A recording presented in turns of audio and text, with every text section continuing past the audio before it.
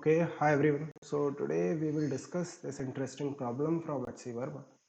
In fact, इस problem को करने के काफ़ी सारे मेथड है. So we will discuss all of them. Let's see. What is the average friction force when a person has a usual 1 kilometre walk? So देखो आप walk कैसे करते हैं? Let me draw the diagram first. ये this is a man who is walking on the ground. So इस तरह से देखो इसके जो पैर है, मान लेते हैं ये फर्स्ट पैर है इसका और ये जो पीछे वाला पैर है this is the second foot of the man.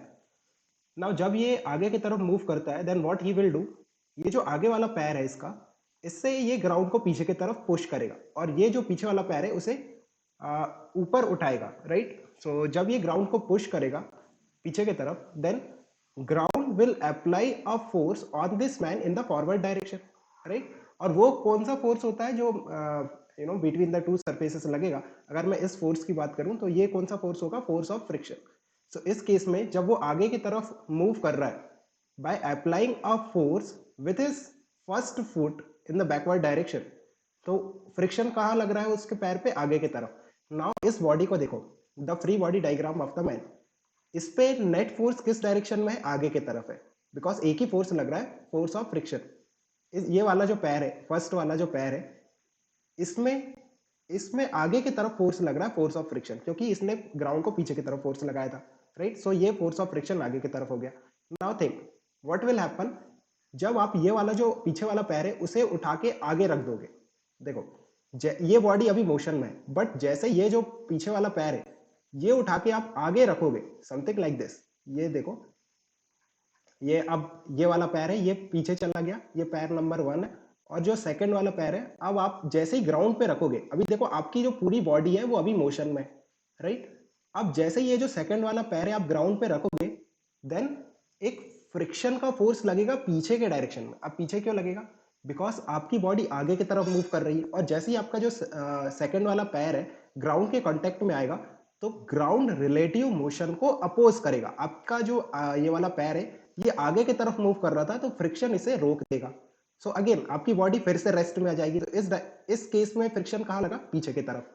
सो आप देखो इनफैक्ट ये जो आगे की तरफ जो फ्रिक्शन लगा था और पीछे की तरफ फ्रिक्शन लगा ये बराबर होंगे, बिकॉज आपकी इनिशियल वेलोसिटी जीरो थी और फाइनल वेलोसिटी भी जीरो हो गई. सो इसका मतलब आपका एवरेज एक्सेलरेशन कितना हुआ, zero. What does that mean, इसका मतलब है कि आपका एक्सेलरेशन, अगर एवरेज एक्सेलरेशन जीरो है then you can write F average that should be equal to mass into acceleration average. अगर एवरेज ऑफ एक्सेलरेशन जीरो है सो एवरेज फोर्स भी जीरो होगा. अब एवरेज एक्सेलरेशन में जीरो क्यों कह रहा हूं, जब आपने वॉक करना स्टार्ट किया था तब आपका इनिशियल वेलोसिटी जीरो था और जब आपने जो दूसरा वाला पैर है एक कदम चला, right, one step you have taken forward, again your final velocity has become zero. What does that mean, v is equal to u plus at. if v and u are same then acceleration has to be zero, right. तो इस तरह से देखो कि आपका जो average force है, आप कितना भी डिस्टेंस वॉक करो, अगर आप फाइनली रेस्ट में आ जाते हो तो आपकी जो एक्सेलरेशन फोर्स होगा, average acceleration as well as average force, that has to be zero.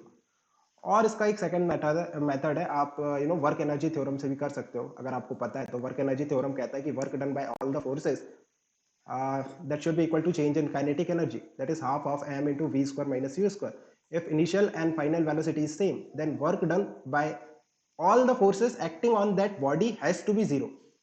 So work done by all the forces, हमें यहाँ पे बॉडी पे देखो कौन सा फोर्स लग रहा है, सिर्फ फोर्स ऑफ फ्रिक्शन लग रहा है. हम एयर रेजिस्टेंस को यहाँ नेग्लेक्ट कर रहे हैं, सिर्फ एक ही फोर्स लग रहा है, that is force of friction by the ground on the man. So of course आप वर्क कैसे लिखते हो, friction into whatever distance that guy has moved. मान लिया इसने डी डिस्टेंस जो ऊपर दे रखा है वो मूव करता है but that has to be zero. Actually यहाँ डॉट आता है, dot. So F into D into cos theta. और कॉस थीटा क्या होगा, यहाँ पे थीटा क्या होगा, जिस डायरेक्शन में मैन मूव कर रहा है और फ्रिक्शन जिस डायरेक्शन में लग रहा है. You can find out the average work done, that is F average into D. So you can see cos तो जीरो होगा, right. angle between the displacement and the direction of force, that is zero. So if ये zero है, cos theta is 1, and displacement is some given quantity, right? 10 kilometre कुछ दिया है, then average force has to be zero. So यहाँ से भी average force by the friction is coming out to be zero. So I hope it's clear. If you have any confusion or want to discuss anything, we can discuss in the Telegram group. You will get the link in the description. Okay guys, keep working hard. Best of luck for your exams. Bye.